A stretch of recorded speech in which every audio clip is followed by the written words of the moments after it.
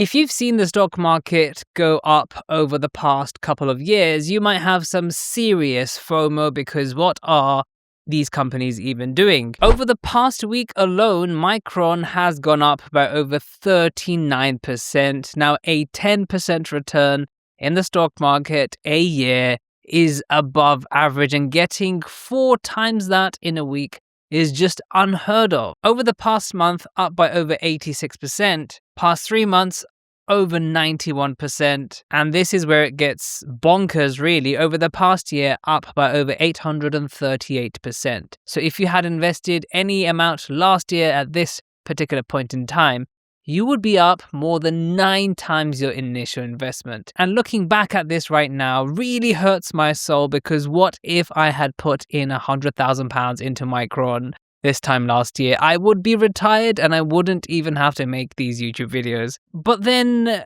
looking at all of this makes me think back to 2021 when this sort of thing was happening pretty much everywhere. So is history about to repeat itself? In this video, I'm going to go through some of the crazy things that have been happening with these companies over the past year or so and give my opinion on what may happen. I am not going to be using any sort of technical terms. I'm not even going to be looking at company fundamentals because I don't think it actually matters. This is just my opinion. Anything can happen. And ultimately, I just want to soothe the minds of people who have serious regrets right now, looking back with hindsight. So if you'd like to sign up to Trading 212 and receive a free fractional share worth up to £100, then all you have to do is to follow the link in the description box down below, or scan this QR code appearing on the screen right now. Alternatively, if you've already signed up to Trading 212 over the past 10 days, but have not received your free fractional share, then all you have to do is to press the 3 horizontal line menu over here. Then scroll all the way down until you see the section Use Promo Code. And in this section, just enter the code JUBAIR and you should receive a free fractional share. Now, here's a company we all look and just think about how our lives could be right now, retired on a beach somewhere, never having to lift our fingers again. Because a year ago, one share in SanDisk would cost you only $34. And today, that $34 would be worth, wait for this, $1,561. That's a return of over 4,000%. Now, I can't put into words just how crazy this is, how at even $250 it seemed overvalued, at $650 it seemed overvalued, at $1,000 per share it seemed overvalued, and right now, of course, it seems overvalued at $1,561. Now, yes, you could do the math. If you had put in a tiny amount into SanDisk today, you would be a millionaire. But what sort of risks are we putting ourselves into by investing right now at the top of the market? Congratulations if you did get into SanDisk at low prices. By low prices, I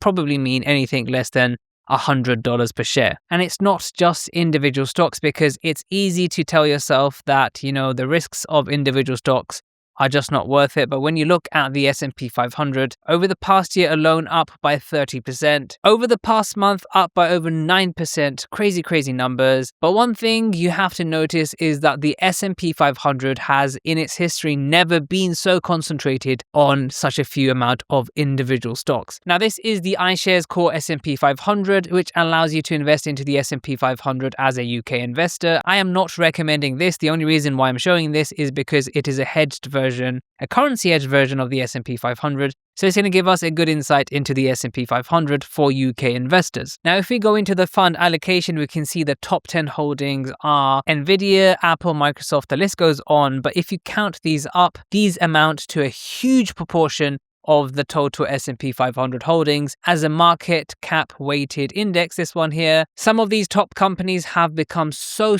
big that they disproportionately weigh towards the S&P 500. So when these companies move, the S&P 500 also moves. So quick math on my phone reveals that the top 10 companies here amount to 40% of the weighting of the S&P 500, which basically means that this S&P 500 is something more close to the lines of the S&P 10. Now, things get even more concentrated when we look at something like this, the iSUS, the iShares MSCI USA Islamic Fund. As you can see, over the past month, it is up by 11.42%. Now, this has an even bigger problem because you can see Microsoft has a weighting of 14.3%, which is absolutely nuts. That's more than a seventh of the weighting of the entire index. And then we have Tesla at 7%, Micron at 4%. And as we saw, the movement of Micron was crazy. And so when Micron moves up, which it has done, this index goes up too. In either case, no matter which S&P 500 fund you're picking, the SP20, the technology-focused S&P 500, or just the general S&P 500, there is a huge risk here, which is the concentration risk, that the index almost entirely now relies on these few companies. And yes, the companies could continue to grow, but if something happens, if there's a crash,